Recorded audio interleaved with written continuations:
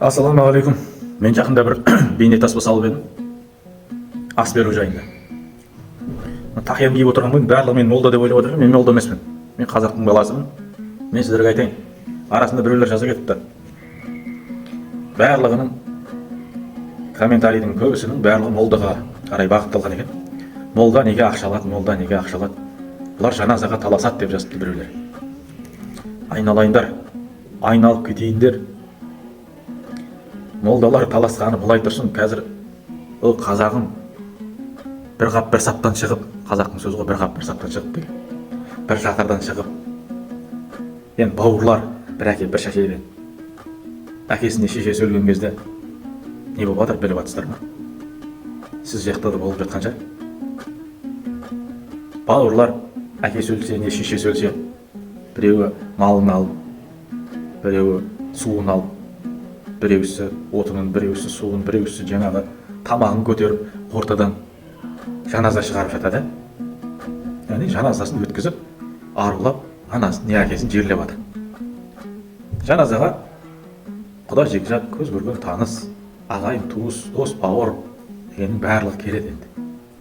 Сөйтеді енді қазақ қайырлы болсын деп, не дейді анау, өлді деп бар ма, өлем деп бар дейді ғой.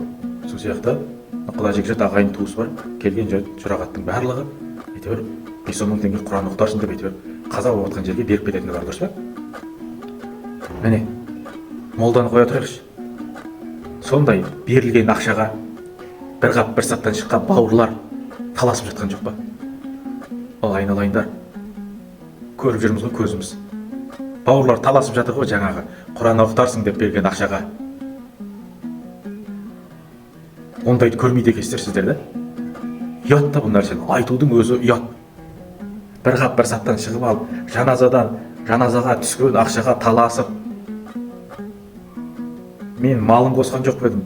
Мен ананы қосқан жоқ едім. Мен баласы емеспін ба оның? Анау менің құдам берді ғой. Сол ақшаны қайтар. Ертең мен оған барсам мен қайтарам керек. Мен барам ғой соған. Анау мен достарым берді бұл ақшаны, мен саған бермеймін. Айналайын, осындай әңгіме болып жатыр ғой. Бір қап бір саптан шыққан. Ал сіздер айдаладағы молдалардың жаназаға таласқан едіңіздер. Жаназаға талас деген болмау керек. Әр өңірдің өзінің бекітілген молдасы бар, сол шығару керек. Жоқ, сол бекітілген молдаға қимай, мына жақтан біреусі өзінің танысының молдасын алып барады. Осы кісіге шығарды деп етті. Ол дұрыс емес.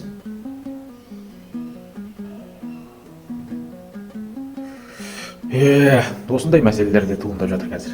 Бұл дүние мүмкін жетіспеушіліктің салдар шығар. Мүмкін иманның әлсіздігі шығар деген тұжырымға келесің да, бірақ екіншісі дұрыс. Иманның әлсіздігінен сондай ақшаға талас болып жатыр. Өкінішке орай. Өкінішке орай. Басқаны қоя беріңіздер. Ұят нәрсе да. Сіз егер де бұндай нәрсеге тап болмасаңыз, бұндай нәрсеге кезікпесеңіз, әкеңіз, шешеңіз тірі ма? Ертең атаңыз тірі ма? Не керек? Болды бір күн енді. Бәрі зомби емес қой, бір күн өледі. Сол кезде айналайындар, жаназадан түскен ақшаға таласып жүрмеңіздер. Бір қап бір саптан шығып алып. Осыны ойланыңыздар. Қайерден шықты жаназа? Қара шаңырақта ма? Қара шаңырақтан шықты ма? Қара шаңыраққа отырған кім? Сол өзі игереді, сол өзі басы арасында болады. Сол өзі сол әкесіне, шешесін қара шаңырақта отырған бала алып жүрген. Бүкіл жаназасы бар, бүкіл несі бар. Апарып жүрген, әкеліп жүрген.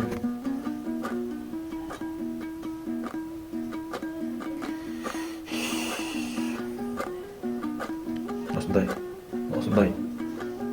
Кімге айтасың? Кімге не айтасың? Өзің көріп жүрсің. Құлағың естіп жүр. Айтуға ұят бірақ.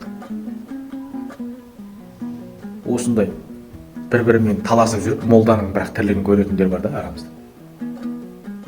Молданың ақшасын көріп қалады.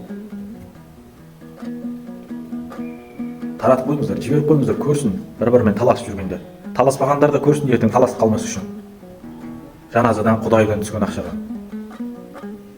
Негізі шамаңыз жете ма? Сондай түскен ақшаны таратып жүріңіз жетім жесірге, мұқтаж жандарға.